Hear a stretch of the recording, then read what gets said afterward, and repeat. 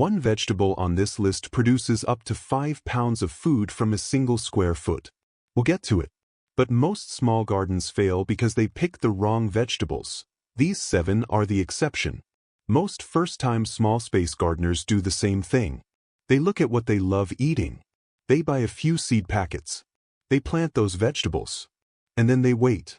And wait. They harvest maybe a handful of food from a space that should be feeding them weekly.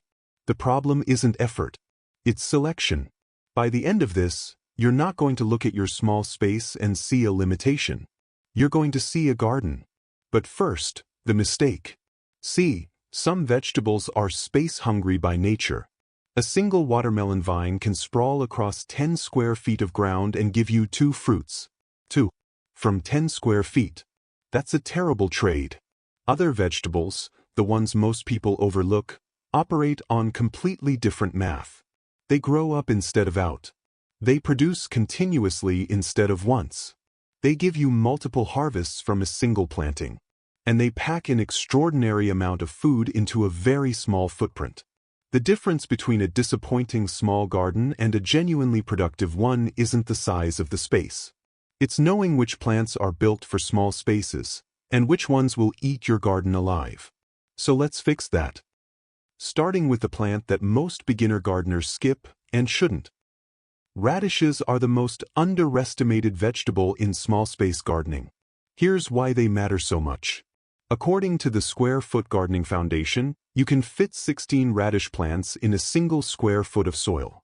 16. In 1 square foot. And they're ready to harvest in as little as 22 to 28 days. That's not a vegetable. That's a timer reset. Every time you pull a radish, that square foot is free again. You plant something else. You use the space twice, 3 times, even 4 times in a single growing season.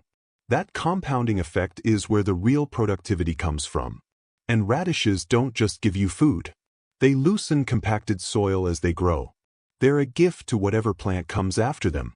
If you have a small garden and you're not growing radishes between your other plants, you're leaving free harvests on the table.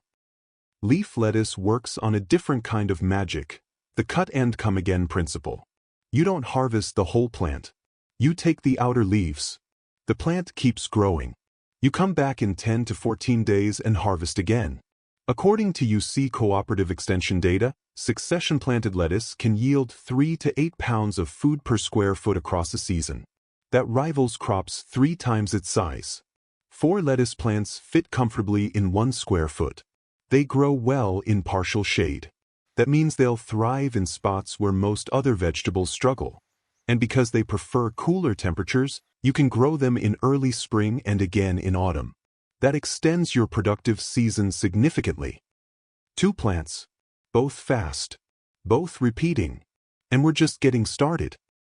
Spinach shares the cut-and-come-again trait with lettuce. But it adds something lettuce doesn't have: cold hardiness. You can grow spinach in temperatures that'd kill most other crops. It'll survive light frosts. It germinates in soil as cold as 35 degrees Fahrenheit. That means your garden is productive longer, into autumn, even into mild winters in many climates. 9 spinach plants fit in a single square foot. You harvest outer leaves continuously. And according to UC Cooperative Extension, spinach can match lettuce at 3 to 8 pounds per square foot per season. That's with succession planting. It's also one of the most nutrient-dense foods you can grow. You're not just growing volume. You're growing real nourishment from a tiny patch of earth.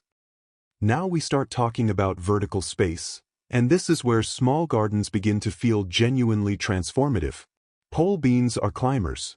They grow 6 to 10 feet tall on a simple trellis, a fence, a few bamboo stakes, whatever you have. Their yield is measured by ground footprint, not by how tall they grow. Penn State Extension puts it clearly: a 10-foot row of pole beans produces around 8 pounds of beans. The same row planted with bush beans? About 4.5 pounds. Roughly double the harvest. From the same patch of earth. And pole beans produce continuously.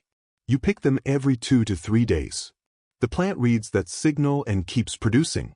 One planting carries you through months of fresh beans, Not a single rush harvest that leaves your garden empty. The trellis itself becomes a structure your garden grows around. Shade-loving plants thrive underneath. Your small space becomes layered, productive on multiple levels at once. Cucumbers left to sprawl on the ground need enormous space. The same plant sent up a trellis uses a fraction of the footprint, and actually produces more fruit. Growing cucumbers vertically reduces their ground footprint by 5 to 6 times. A 6-foot trellis can support 4 to 6 cucumber plants. Each plant produces 10 to 15 cucumbers over the season. That's potentially 40 to 90 cucumbers from a single trellis structure. The trellis also improves air circulation around the leaves. That means less disease. The fruit hangs clean, off the ground, which means better shape and less rot. And harvesting becomes as simple as walking along the trellis and picking what's ready. Harvest every 2 to 3 days. The plant produces more when you do. This is the pattern you'll notice across the most productive small space vegetables. They reward consistent attention. We've built 5 layers now. But the 2 plants we haven't talked about yet? They're the ones that change the way people think about what a small garden can do. If you grow one thing in a small garden, make it cherry tomatoes. Here's the real number. A single well-managed indeterminate cherry tomato plant can produce 10 to 20 pounds of fruit across an entire growing season. Grown in a cage or on a stake, that plant uses approximately 4 square feet of ground. That works out to 3 to 5 pounds of food per square foot from one plant. That's the 5-pound figure we mentioned at the start. That's your answer. Cherry tomatoes ripen in roughly 60 days from transplant. They produce from midsummer until the first frost kills the plant. You're not harvesting once. You're harvesting weekly, sometimes twice a week, for months on end. They grow happily in containers. They thrive on balconies with 6 to 8 hours of sunlight. A homegrown cherry tomato tastes nothing like what you'd buy in a shop. First-time growers are often genuinely surprised. That gap in flavor, it's remarkable. Varieties like Gardener's Delight, Sungold, and Sweet Million are all known for high yields and exceptional flavor. One plant, one cage, months of fruit. Here's the one most people don't expect on this list. Swiss chard doesn't get the attention of tomatoes or beans. It's quieter, less celebrated, and it might be the most reliable producer in this entire lineup. Chard's a cut-and-come-again plant that simply doesn't stop. You harvest the outer stalks. The plant regrows. You harvest again in 10 to 14 days. This cycle continues for the entire growing season, and in mild climates, well beyond it. One planting in spring can keep producing into late autumn without replanting. You see cooperative extension data groups chard with lettuce and spinach. It's 3 to 5 pounds per square foot per season. But chard has one advantage neither of them can match.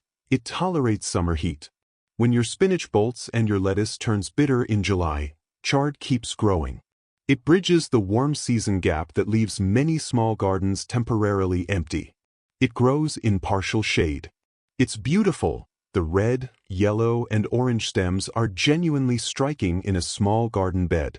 And it's one of the most nutritious crops you can grow. One plant per square foot. One planting per season. Continuous harvest from spring to frost. So here's the list assembled. Radishes and lettuce reset your space fast.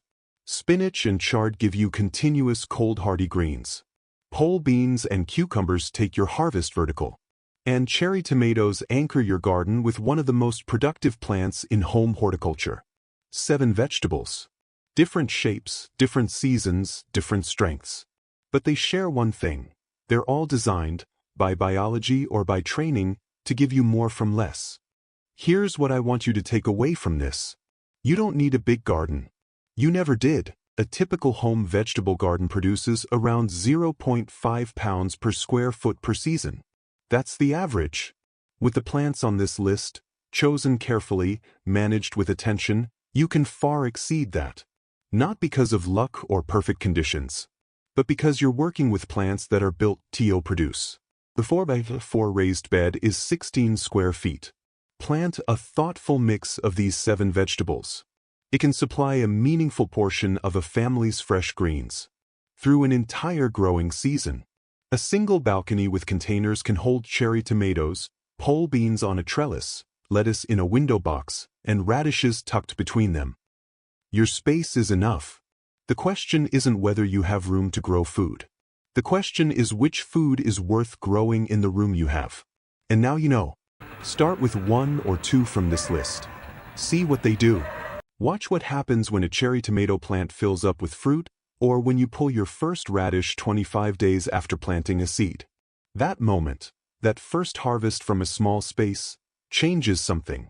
It makes the space feel different. If this video helped you think differently about your garden, consider subscribing. Every week, we go deeper into practical, proven growing methods for exactly the kind of space most people actually have. Your next harvest is closer than you think.